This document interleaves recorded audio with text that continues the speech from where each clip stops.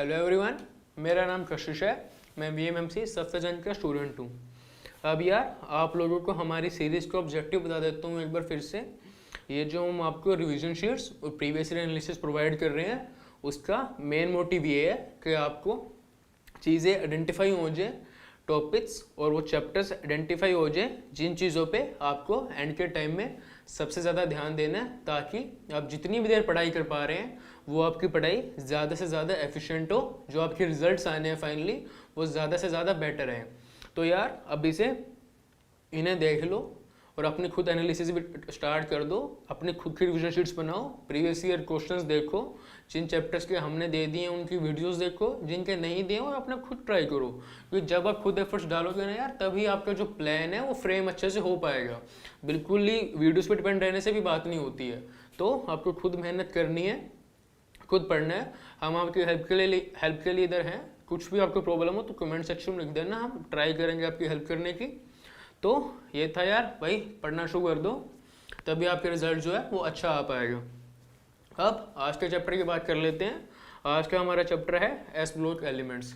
अब जैसे कि मैंने पहले आपको पी ब्लॉक और D and F block elements की रिविजन शीट प्रोवाइड करी थी, तो उसमें भी मैंने आपको यही बताया था कि जो नीट में इनऑर्गेनिक पार्ट से क्वेश्चन आते हैं वो उन रिएक्शन से नहीं आते हैं जो आपको बार बार रटनी पड़ती है। ज़्यादातर क्वेश्चन बेसिक चीज़ों पे आते हैं, जैसे कि पीरियोडिसिटी पे या फिर स्ट्रक्चर पूछ लेंगे पी ब्लॉक वगैरह में। तो ये काफ़ी स्कोरिंग एरिया है यार केमिस्ट्री में भी, और पूरे नीट के उसे देखा जाए तो भी। तो इसे प्लीज़ सिंपली समझो, अच्छे से प्रैक्टिस करो बेसिक चीज़ों की, आप नीट में इजीली इनऑर्गेनिक जो है अटेम्प्ट कर पाओगे। अब चैप्टर की बात कर लेते हैं यार। सबसे पहले तो दो ग्रुप होते हैं इस ब्लॉक में, आपको पता ही होगा, alkali metals group 1 and alkali earth metals group 2। अब ग्रुप 1 में NS1 कॉन्फ़िगरेशन होती है, ये एलिमेंट्स आते हैं, ये आपने याद कर रहे होंगे, लीना की रब से फरियाद। अब ट्रेंड्स देख लेते हैं, ट्रेंड्स क्या क्या हैं। सबसे पहले तो एटॉमिक साइज ही लार्जेस्ट होता है रिस्पेक्टिव पीरियड में, एक्सेप्ट नोबल गैसेस, क्योंकि नोबल गैसेस का एक्सेप्शनली हाई होता है अपने पीरियड में। अब ग्रुप में एटॉमिक साइज इंक्रीज होता है। फिर आ जाती है हमारे आयोनाइजेशन एनर्जी, लीस्ट होती है रिस्पेक्टिव पीरियड में, और ग्रुप में जो है डिक्रीज करती है रेगुलरली। उसके बाद आ जाती है हमारी डेंसिटी, ये लोअर डेंसिटी होती है इनकी, density of Li Na K जो इन तीनों की लेस होती है, less than density of water. Group में हमारी डेंसिटी जो है इंक्रीज करती है फ्रॉम टॉप टू बॉटम, और डेंसिटी एक्सेप्शन होती है इसमें पर एक कि जो पोटेशियम होता है हमारा, उसकी डेंसिटी सोडियम से कम हो जाती है। अब उसके बाद बात कर लेते हैं मेल्टिंग पॉइंट की। अब alkali metals have a low melting point accept lithium, जो लिथियम का मेल्टिंग पॉइंट है वो हाई होता है। अब ऊपर जैसे मैंने आपको बताया था कि ये सॉफ्ट मेटल्स हैं तो इनका मेल्टिंग पॉइंट भी कमी होता है, जो ग्रुप में हमारा मेल्टिंग पॉइंट डिक्रीज करता है lithium to caesium, because size increase करता है। क्योंकि यार जितना ज़्यादा साइज होगा, जो हमारा मेटलिक बॉन्ड्स रहता है वो इन्वर्सली प्रोपोर्शनल होती है साइज के, तो जितना ज़्यादा साइज होगा उतनी ही वीक हमारी जो है मेटलिक बॉन्ड होगी। अब उसके बाद अगली प्रॉपर्टी है फॉर्मेशन ऑफ डबल सॉल्ट। अब लिथियम को छोड़ के जितने भी बाकी अल्कली मेटल्स हैं वो डबल सॉल्ट फॉर्म करते हैं। उसके बाद आ जाती है हमारी hydration energy, energy released when metal ion is dissolved in water. Hydration energy का ये ऑर्डर होता है यार। अब उसके बाद आ जाते हैं हमारे sulphates of alkali metal. Sulphates of alkali metal जो होते हैं वो हाईली स्टेबल होते हैं और डिकम्पोज करते हैं सिर्फ तब जब काफ़ी स्ट्रॉन्ग हीटिंग उन्हें प्रोवाइड करी जाए।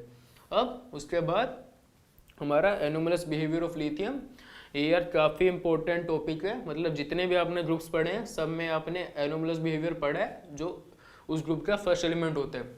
इस सिर्फ इन्हीं पॉइंट्स पे हर ग्रुप में से पी ब्लॉक में भी हमने देखा था और इसमें भी काफ़ी क्वेश्चन आते हैं। तो यार ये 8-9 पॉइंट काफ़ी इंपॉर्टेंट है, इन्हें ध्यान से याद कर लेना। सबसे पहले तो बात कर लेते हैं ये एक्सेप्शनल बिहेवियर जो शो करता है लिथियम वो किस लिए करता है। सबसे पहले तो साइज जो है काफ़ी स्मॉल है, दूसरा पोलराइजिंग पावर काफ़ी हाई है, तीसरा अब्सेंस ऑफ वैकेंटी ऑर्बिटल। अब बात कर लेते हैं कि इन तीनों चीज़ों का रिजल्ट क्या रहता है इसकी प्रॉपर्टीज़ पे। हमारा लिथियम जो है वो हार्ड होता है, जो बाकी अल्कली मेटल्स हैं वो सॉफ्ट मेटल्स हैं। लिथियम हमारा नाइट्राइड्स बनाता है विद N2, जो बाकी अल्कली मेटल्स हैं वो नाइट्रोजन से रिएक्ट नहीं करते हैं। लिथियम हमारा मोनोऑक्साइड बनाता है, बल्कि जो बाकी अल्कली मेटल्स हैं वो पेरोक्साइड या फिर सुपरऑक्साइड बनाते हैं। La2CO3 हमारा डिकम्पोज कर जाता है, जबकि जो बाकी के अल्कली मेटल कार्बोनेट्स हैं वो डिकम्पोज नहीं करते। LiHCO3 हमारा सॉल्यूशन फॉर्म में एग्जिस्ट करता है, जबकि जो बाकी के कार्बोनेट्स हैं वो हमारे सॉलिड स्टेट में होते हैं। LiNO3 हमारे डिकम्पोज करने पे N2 और O2 देते हैं, जबकि जो बाकी नाइट्रेट्स होते हैं वो सिर्फ O2 इवोल्व करते हैं। तो ये सारी यार एक्सेप्शनल प्रॉपर्टीज थी, ये सारी पढ़ लेना। इसके अलावा इस चैप्टर की NCERT जरूर पढ़ लेना। अगर वहाँ पे आपको और कोई दिखती है तो उसे भी अपनी शीट में ऐडअप कर लेना यार, या कहीं से भी आपको पता चलता है जो इम्पोर्टेंट है उसे ऐडअप करते जाना। मॉडिफिकेशन आपको अपने हिसाब से ही करनी है। अब उसके बाद आता है हमारा अगला प्रॉपर्टी, वो है फोटो इलेक्ट्रिक इफेक्ट। ये तो अब पता ही है आपको, फिजिक्स में भी पढ़ते हैं, केमिस्ट्री में भी पढ़ते हैं।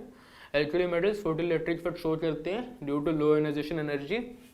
अब उसके बाद केमिकल प्रॉपर्टीज की बात कर लेते हैं। सबसे पहले reducing power, strong reducing agent होता है due to very little reduction potential.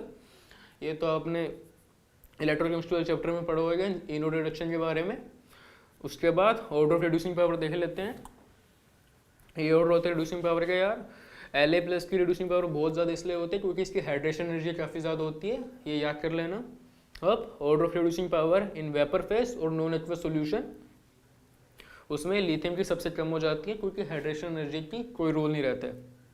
अब thermal stability of ionic compound, यार ये काफ़ी इंपॉर्टेंट ऑर्डर है क्योंकि इस पे नीट में काफ़ी बार क्वेश्चन आए हैं सीधा सीधा कि कौन सा कंपाउंड इजीली डिकम्पोज करेगा। अब इसके यार जनरल ट्रेंड्स में दो ही वेरिएशन पॉसिबल हैं, वो मैं आपको बता देता हूँ। सबसे पहला, अगर हमारा एनायन जो है वो मोनोएटॉमिक हो तो जो हमारी थर्मल स्टेबिलिटी है वो डायरेक्टली प्रोपोर्शनल होती है हमारे लैटिस एनर्जी के, तो जो हमारी थर्मल स्टेबिलिटी है वो डाउन द ग्रुप डिक्रीज होती है क्योंकि हमारी lattice energy down the group decrease होती है। दूसरा, अगर हमारा एनायन जो है वो पॉलीएटॉमिक है तो थर्मल स्टेबिलिटी जो है डायरेक्टली प्रोपोर्शनल होती है आयनिक कैरेक्टर ऑफ आयन के, और आयनिक कैरेक्टर ऑफ आयन जैसे आपको पता है डाउन द ग्रुप इंक्रीज होता है, तो हमारी थर्मल स्टेबिलिटी भी डाउन द ग्रुप इंक्रीज होती है इस केस में। उसके बाद solubility of ionic compound, solubility depend करती है यार लैटिस एनर्जी पे as well as hydration energy पे। अब हाइड्रेशन एनर्जी ज़्यादा होगी लैटिस एनर्जी से तो जो हमारा कंपाउंड है वो सोल्यूबल होगा। अब ग्रुप में ये याद कर लेना यार कि हाइड्रेशन एनर्जी और लैटिस एनर्जी दोनों ही डिक्रीज होती हैं। अब इसके 4-5 वेरिएशन है सोल्यूबिलिटी के यार, वो मैं आपको बता देता हूँ। इन पे अगर आपको ये 4-5 वेरिएशन आप याद कर लोगे, इन्हें याद करना ईजी है, तो आपको सारे ऑर्डर रटने नहीं पड़ेंगे। सारे ऑर्डर रटने बैठोगे तो यार काफ़ी मुश्किल हो जाएगा आपके लिए और पॉसिबल भी नहीं है। अब सबसे पहला, if anion is monoatomic and number of cation and anion are equal, अगर ये केस होगा तो हमारी सोल्यूबिलिटी जो है वो इंक्रीज करेगी टॉप टू बॉटम। इसमें ये 2 पॉइंट्स याद कर लेना यार कि जो हमारा OH- है वो मोनोएटॉमिक एनायन कंसीडर होता है और ब्रोमीन और आयोडीन हमारे पॉलीएटॉमिक आयन कंसीडर होते हैं।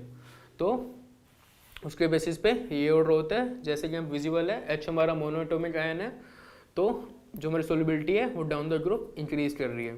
अब दूसरा केस, जब एनायन हमारा मोनोएटॉमिक है और नंबर ऑफ एनायन कैटायन से ज़्यादा होते हैं तब भी सोल्यूबिलिटी जो है टॉप टू बॉटम इंक्रीज करती है। तो ये सीधा सीधा ऐसे याद कर लो, जब आपका एनायन मोनोएटॉमिक होगा तो आपकी जो सोल्यूबिलिटी है वो डाउन द ग्रुप इंक्रीज ही करेगी। तीसरा केस देख लेते हैं, जब हमारा एनायन पॉलीएटॉमिक होता है और number of cation and anion equal होते हैं तो जो हमारी सोल्यूबिलिटी होती है वो डिक्रीज करती है टॉप टू बॉटम, जैसे यहाँ पे दिए हुए है डिक्रीज कर रही है। उसके बाद चौथा केस, जब हमारा एनायन पॉलीएटॉमिक होता है पर जो नंबर ऑफ कैटायंस है हमारे वो एनायन से ज़्यादा होंगे तो सोल्यूबिलिटी जो है हमारी इंक्रीज करेगी टॉप टू बॉटम। उसके बाद अगला केस, लास्ट केस, जब हमारा एनायन पॉलीएटॉमिक है पर उसका नंबर जो है वो कैटायन से ज़्यादा है, जैसे यहाँ पे विजिबल है, तो सोल्यूबिलिटी डिक्रीज करेगी फ्रॉम टॉप टू बॉटम। तो ये पास केस था यार, याद करना है सीधा सीधा है। जब आपका एनायन मोनोएटॉमिक होगा तो सोल्यूबिलिटी इंक्रीज करेगी टॉप टू बॉटम हर केस में। जब आपका एनायन पॉलीएटॉमिक होगा तो सिर्फ एक ही केस में इंक्रीज करेगी, जब आपके नंबर ऑफ कैटायन एनायन से ज़्यादा होने वाले हैं। अब कुछ रिएक्शंस, कॉमन रिएक्शंस जो आपको पता होनी चाहिए यार क्वेश्चन सोल्व करने के लिए, वो पढ़ लेते हैं। Reaction with air and moisture, alkali metal air के प्रेजेंस में ऑक्साइड बना देता है, अगर उसको वाटर में डालोगे तो हाइड्रोक्साइड, CO2 डालोगे तो कार्बोनेट प्लस वाटर।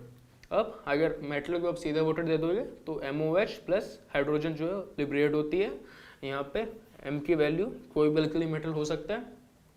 अब रिएक्शन जो है ये हाईली रिएक्टिव होती है एयर एंड मॉइस्चर में, इसलिए जो अल्कली मेटल्स होते हैं उन्हें इनर्ट सॉल्यूट में रखा जाता है, जैसे कि ईथर या फिर केरोसिन ऑयल। अब ये तो आपको मैंने पहले भी प्रॉपर्टीज में बताया था कि लिथियम जो है हमारा वो नाइट्राइड बनाता है नाइट्रोजन के साथ, जो बाकी के अल्कली मेटल्स हैं वो रिएक्ट नहीं करते हैं नाइट्रोजन से।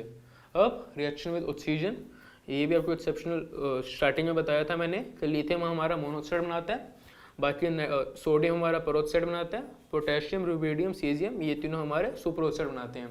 ये पॉइंट्स याद कर लेना यार, पेपर में नीट में सीधा सीधा पूछ सकते हैं कि इनमें से बताओ कि कौन सा वाला सुपरऑक्साइड है, कौन सा वाला कंपाउंड पेरोक्साइड है।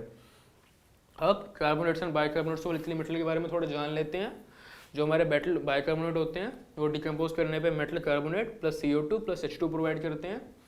LiHCO3 हमारा डिकम्पोज कर जाता है, और जो जैसे कि यहाँ पे एग्जांपल दिया मैंने, LiHCO3 हमारा डिकम्पोज करके La2CO3 plus CO2 plus H2O बनाता है।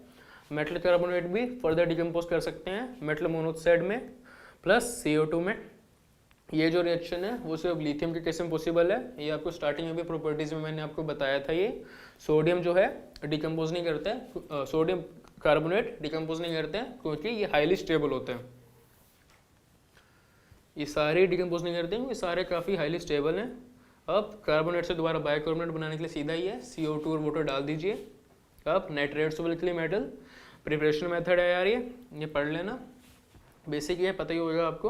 अब मेटल नाइट्रेट दो वे में डिकम्पोज कर सकता है, या तो मेटल मोनोऑक्साइड देगा प्लस N2 प्लस O2, या फिर वो मेटल नाइट्राइड देगा O2 के साथ। अब पहले वाला पाथवे तब फॉलो हो गया जब मेटल मोनोऑक्साइड जो है वो स्टेबल होगी। अब मेटल मोनोऑक्साइड सिर्फ लिथियम के केस में स्टेबल होती है, तो इसलिए सिर्फ LiNO3 ही पहला पाथवे फॉलो करता है, बाकी के सारे एलिमेंट्स दूसरा पाथवे फॉलो करते हैं और वो मेटल नाइट्रेट और O2 देते हैं, N2 नहीं देते हैं। अब उसके बाद अगला है हमारा सोल्युबिलिटी इन लिक्विड अमोनिया। जो अल्कली मेटल्स होते हैं मेनली डिजोल्व करते हैं लिक्विड अमोनिया में to give deep blue solution which is conducting and paramagnetic. अगर इस सॉल्यूशन की हम कंसंट्रेशन इंक्रीज करते हैं तो जो सॉल्यूशन है वो डायमैग्नेटिक बन जाता है और कलर हमारा ब्रोंज में चेंज हो जाता है। ये कलर मैंने आपको दिया है, इसकी रिएक्शन होती है यार, ये NCERT में भी दी हुई है, एक बार देख लेना। इसमें आपको ये चीज़ याद करनी है कि जो आपका अमोनिएटेड इलेक्ट्रॉन होता है वो रिस्पॉन्सिबल होता है मैग्नेटिक बिहेवियर के लिए और कलर के लिए, ये आपको पता होना चाहिए। अब कुछ पॉइंट्स जिस पे नीट में स्टेटमेंट में आए हुए हैं वो यही है, NaCl जो है वो हमारा हाइग्रोस्कोपिक नहीं होता, मतलब वो वाटर को रिटेन नहीं कर सकता, पर वो डैम्प हो जाता है रेनी सीजन में due to presence of MgCl2 CaCl2s impurity. अब ये सब तो यार जनरल चीज़ें थी जिन पे नीट में क्वेश्चन आए हैं। इसके अलावा जो थ्योरेटिकल पार्ट में से क्वेश्चन आए हुए हैं एक दो बार, वो इन सब में से आए हुए हैं यार, तो इनका फॉर्मूलाज और जनरल इनकी कॉन्स्टिट्यूएंट्स ये सारी चीज़ें पढ़ लेना यार, NCERT से पढ़ लेना, ज़्यादा बाहर से पढ़ने की जरूरत नहीं है, रीडिंग ले लेना, क्योंकि इन पे भी क्वेश्चन एक दो बार आए हैं तो चांसेस आएंगे इस बार भी आ जाए। तो इस चैप्टर में यही था यार, फिर से वही कहूँगा कि पढ़ना स्टार्ट कर दो, अभी से अच्छे से प्लानिंग करोगे तभी आपके नीट जो है अच्छा जाने वाला है। तो all the best, thank you.